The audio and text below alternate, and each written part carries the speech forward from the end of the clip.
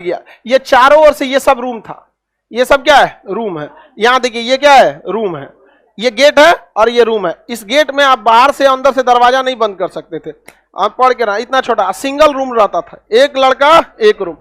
एक हॉस्टल में 35, एक ब्लॉक में 35 लड़के रहते थे। 1 2 3 4 5 6 7 8 9 10 ऐसे करके, अभी इमेज उतना ही है तो कटा हुआ है, तो 30 से 35 लड़के। और एक ब्लॉक में कितने लड़के? 35 लड़के, मतलब एक यूनिट में। और ये 35 एक ही सब्जेक्ट के थे।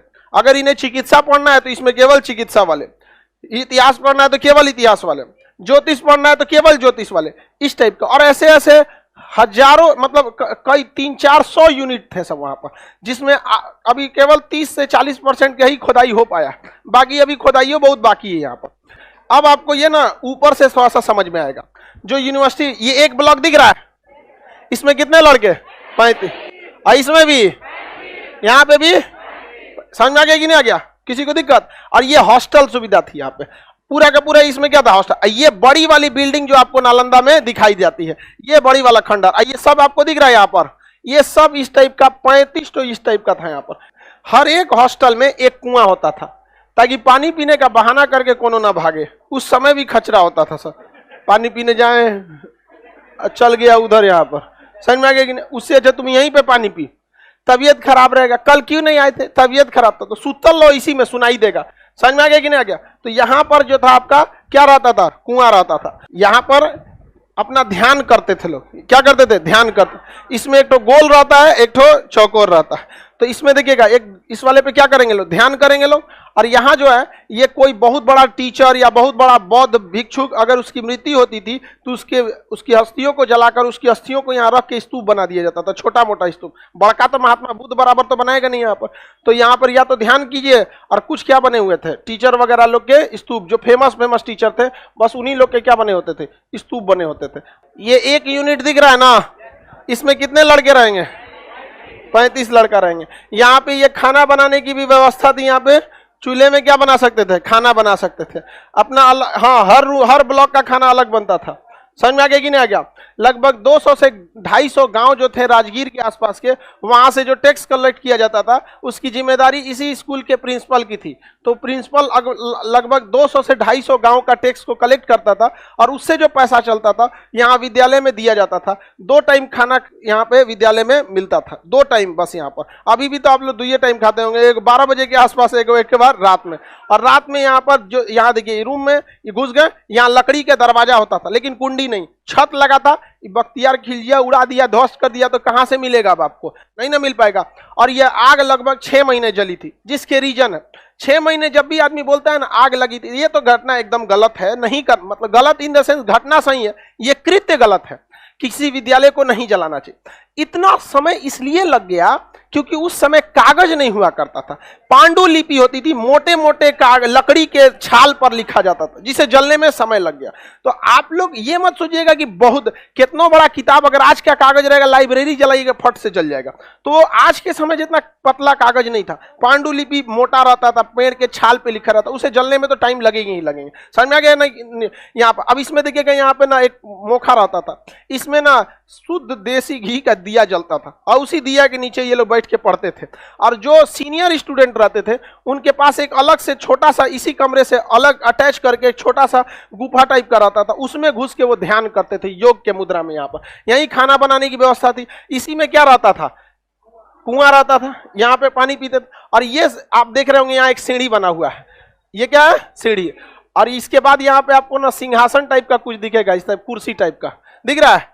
जो टीचर आएंगे वो क्या होंगे? यहाँ से चढ़ेंगे सीढ़ी पे। अभी देखो हमारा सीढ़ी बना है ना, सीढ़ी चढ़ गए। अब यहाँ पढ़ाने के टाइम पे ये उनका क्या हो गया? स्टेज। अब बैठने के लिए क्या हो गया? कुर्सी। तो यहीं पे बैठ के क्या करते थे? टीचर पढ़ाते थे। अब बाकी सारा स्टूडेंट इसी यहाँ पे जमीन पे बैठ के पढ़ता था, लाइन से जमीन। हाँ, जैसे तुम लोग पढ़ रहे हैं यहाँ। और बाकी जिनका जितना दिनाए, खजुआ, चेचक, फोड़ा, फुंसी, बेहोश होने वाला जितना रहता था, सब अपने रूमे में बैठ के पढ़ो। यहाँ पे आई रूम में बैठ के टुकुर टुकुर देखते रहो। हाँ, वो ऑनलाइन हो गया। समझ में आ गया कि नहीं आ गया? क्यों जला दिया?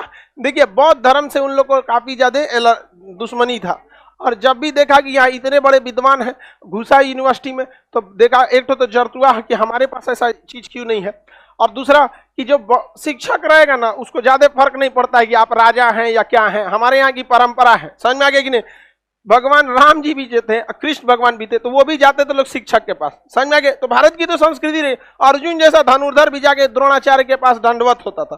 तो हमारे देश की ये परंपरा रही थी कि शिक्षक का काम होता है कि हम आपको शिक्षा देंगे, ये नहीं कि कोई नेताजी आगे अरे आए हैं आपको, हमारे देश की संस्कृति है, आपको सादर इज्जत किया जाएगा आपको, लेकिन ये नहीं है कि आप बहुत बड़ा तोप हैं।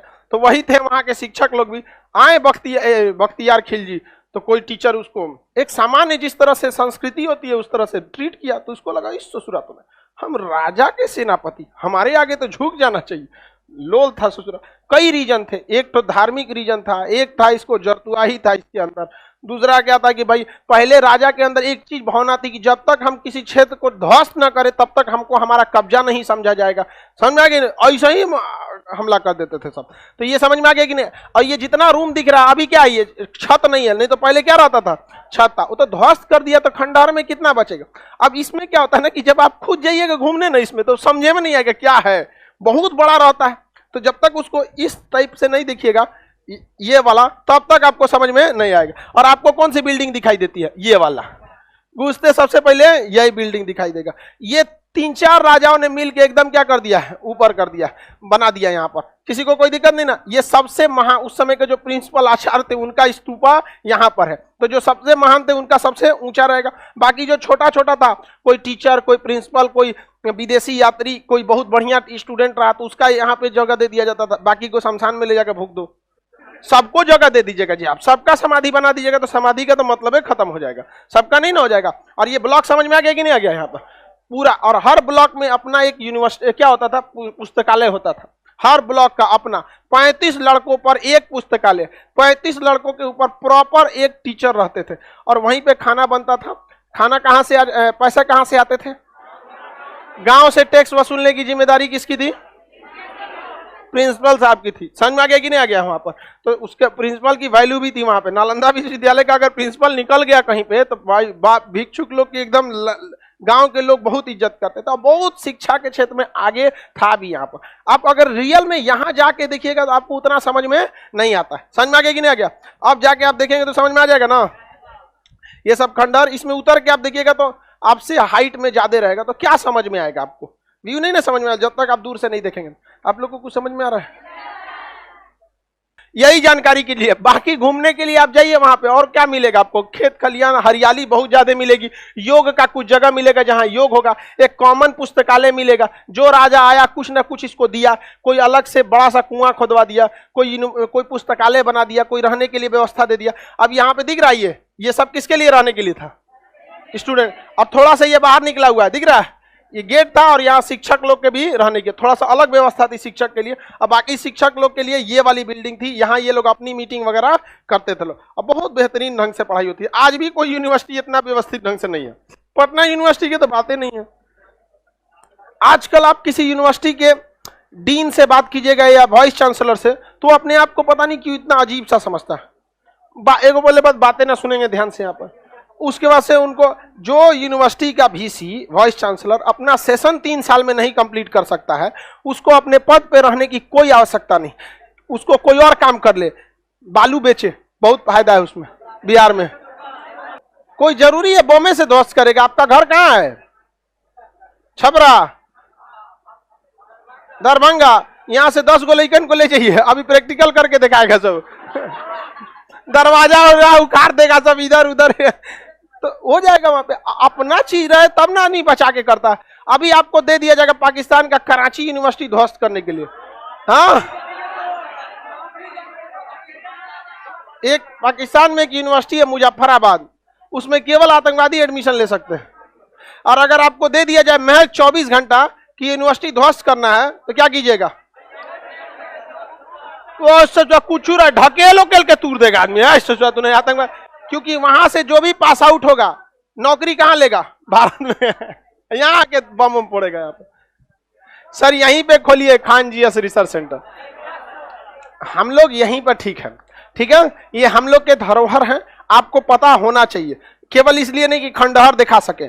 यह खंडहर जो आपको दिखाई देता है फोटो, ऊंची सी बिल्डिंग, वो पढ़ाई वाली नहीं थी, वो क्या थी, स्तूप थी। आपको सबसे ज्यादा नालंदा का जैसे जैसे नालंदा लिखिएगा सबसे पहले वही इमेज आता, ये वाला, ये वाला।